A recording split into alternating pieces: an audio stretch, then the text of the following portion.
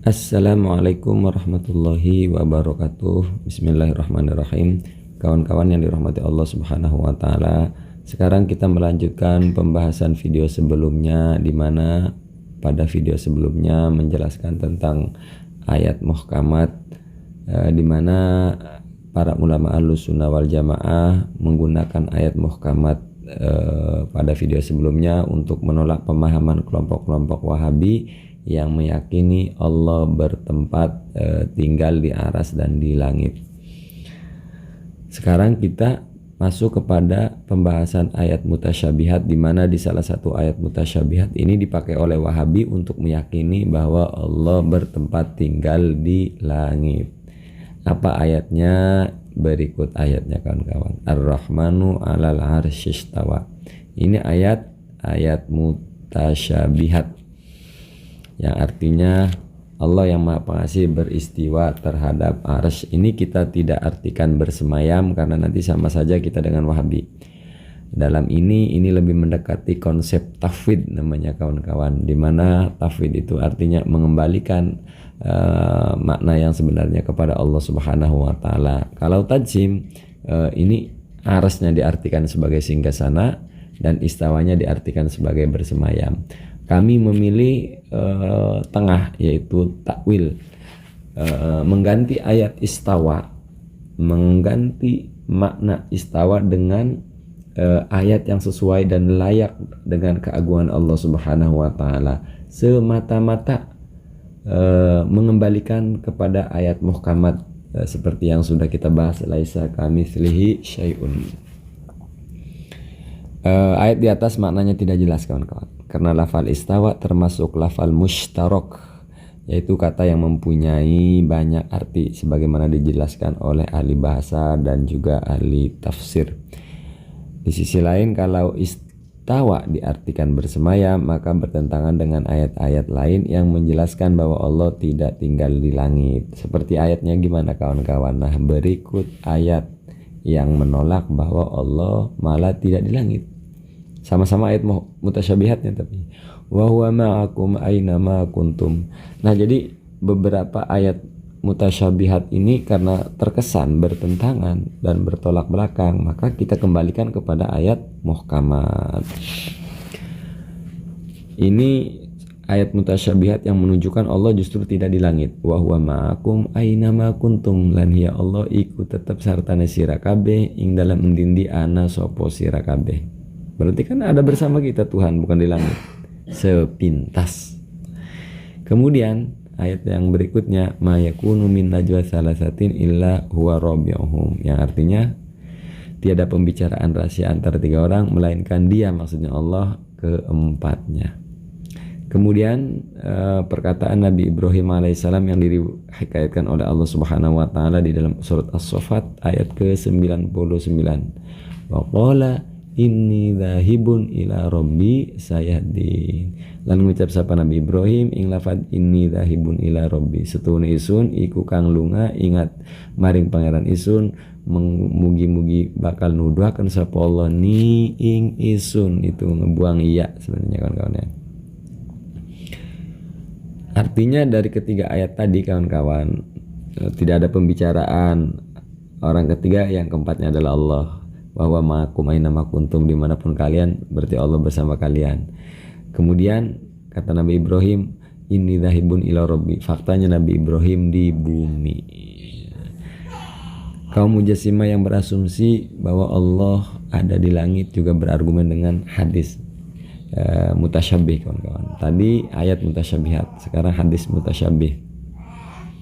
An Muawiyah bin Al-Hakam As-Salami, ini populer disebut dengan hadis jariyah, yaitu suatu peristiwa ketika Nabi bertanya ataupun anggap saja ngetes lah kepada salah seorang jariyah, ainallah. Nah, ini terjemahannya kawan-kawan ya. Jadi kalau ada terjemahan kawan-kawan tinggal pause lalu baca pelan-pelan. Hadis riwayat Muslim di atas tidak dapat dijadikan dalil bahwa Allah di atas langit karena beberapa alasan. Yang pertama, hadis tersebut muttorib, yaitu simpang siur artinya. Simpang siur matanya kawan-kawan. sehingga menjadikannya lemah secara substansi. Hal ini adalah apa yang dikemukakan oleh Imam Ahmad bin Hambal. Kemudian seandainya hadis riwayat Muslim tersebut sahih dan tidak muttarib, sudah barang tentu hadis tersebut maknanya harus ditakwil dan tidak boleh diartikan bahwa Allah ada di langit. Karena apa? Karena akan bertentangan dengan hadis-hadis lain yang lebih kuat dan menunjukkan bahwa Allah tidak bersemayam di langit, seperti hadis berikut ini kawan-kawan. Bagaimana hadisnya kawan-kawan? Nah, berikut hadisnya. An Anasin radhiyallahu anhu anna Nabiy sallallahu alaihi wasallam ra'a nukhamatan fil qiblah. Nabi melihat riak ke arah kiblat, kemudian dikeruk oleh Nabi, ya, digaruk. Nabi melihat itu sangat tidak senang, ya kawan-kawan, ya. Lalu kemudian kata Nabi, inna ahadakum idza qama fi sholati fa inna ma yunaji rabbah. Terjemahnya ada, lupa saya. Nah, ini kawan-kawan, ya, kalau sesungguhnya kalian apabila melakukan sholat, maka sebenarnya dia sedang yunaji rabbah, bermunajat, ya, bermunajat dengan Tuhannya. Ataupun redaksinya rabbuhu bainahu wa baina qiblati, Tuhannya dan dirinya, antara dia dan kiblat ada Tuhannya, intinya begitu. Nah, berarti kan kalau begitu sepintas ayat ini mengarah bahwa Allah bukan di langit malah, tapi di bumi. Karena Allah berada di antara kita dengan kiblat. Sementara dunia bundar, sama-sama kita tahu. Waduh, berapa banyak Tuhan kalau gitu kawan-kawan. Nah, ini hadis mutasyabih yang menolak pemahaman bahwa Allah tidak di langit tapi di bumi. Tapi kami tidak bisa menyebut Tuhan di bumi berdasarkan hadis ini, karena hadis ini mutasyabih, metafora, maknanya tidak jelas. Maka baik hadis, ayat dikembalikan kepada hadis dan ayat yang muhkamat, gitu kawan-kawan, ya.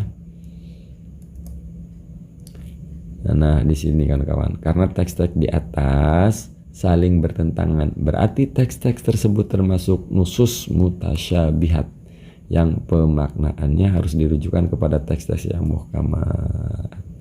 Nah, berikut keterangan tentang ayat muhkamat, huwallazi anzala 'alaikal kitab al-ayah.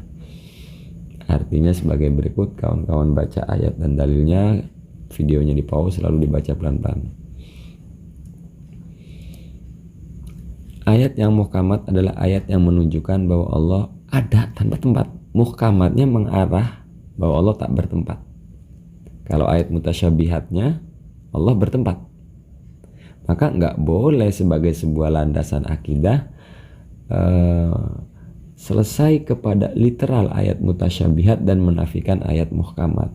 Maka jalan tengah-tengahnya adalah mengambil ayat muhkamat sebagai sebuah dasar keyakinan, lalu mentakwil ayat mutasyabihat tersebut, kawan-kawan. Suatu keharusan. Atau kalau mau yang paling lebih aman, maka ayat mutasyabihat ini ditafwid saja, ya. Jangan diartikan versi kita. Dan berikut ayat muhkamatnya tadi sudah dijelaskan, kawan-kawan, ya. Ada 2 ayat ini. Nah, pertanyaannya, mengapa ayat di atas dianggap ayat muhkamat? Maka jawabannya karena sebab nuzulnya sebagai respon ataupun jawaban terhadap pertanyaan tentang sifat Allah. Dan berikut dari tafsir Ibnu Katsir, salah satu ulama, ya, rujukan mereka ini muridnya Ibn Taimiyah langsung. Annal musyrikina qalu lin nabiy sallallahu alaihi wasallam, ya Muhammad unsub lana rabbak. Jelaskan, nisbatkan, jelaskan, terangkan kepada kami tentang Tuhanmu. Lalu apa kawan-kawan? Fa anzalallahu qul huwallahu ahad. Kemudian turunlah ayat qul huwallahu ahad, Allahus samad, lam yalid wa lam yulad wa lam yakul lahu kufuwan ahad. Ketika sekelompok musyrik bertanya kepada Nabi Muhammad, jelaskan Tuhanmu, maka turunnya ayat qul huwallahu ahad. Berarti ayat ini ayat muhkamat disebut. Wa lam yakul lahu kufuwan ahad. Bukan yang diturunkan Ar-Rahman walal arsy istawa. Nah, gitu kawan-kawan, ya. Saya kira apa yang disampaikan dalam data ini oleh Kiai Idrus Romli sudah cukup kuat untuk menolak pemahaman-pemahaman bid'ah Wahabi, Maesa pun tidak mengajari kawan-kawan di sini, melainkan belajar bersama-sama dari Kiai Idrus Romli, dari data yang beliau berikan kepada saya. Jadi semua kawan dan saya ini dalam makom yang sama-sama belajar dari Kiai Idrus Romli, dan beliau pun sama, sebatas penyambung lidah daripada ulama-ulama salaf. Semoga apa yang disampaikan ini menjadi manfaat dan barokah kepada kita. Sudah barang tentu banyak kekurangan dan keterbatasan kepada saya dan bahkan kepada Kiai Idrus Romli. Oleh karenanya atas segala keterbatasan kami meminta dimaklumi dan dimaafkan yang seluas-luasnya. Semoga bermanfaat. Hadanallahu wa iyyakum ajma'in wal afu minkum. Wassalamualaikum warahmatullahi wabarakatuh.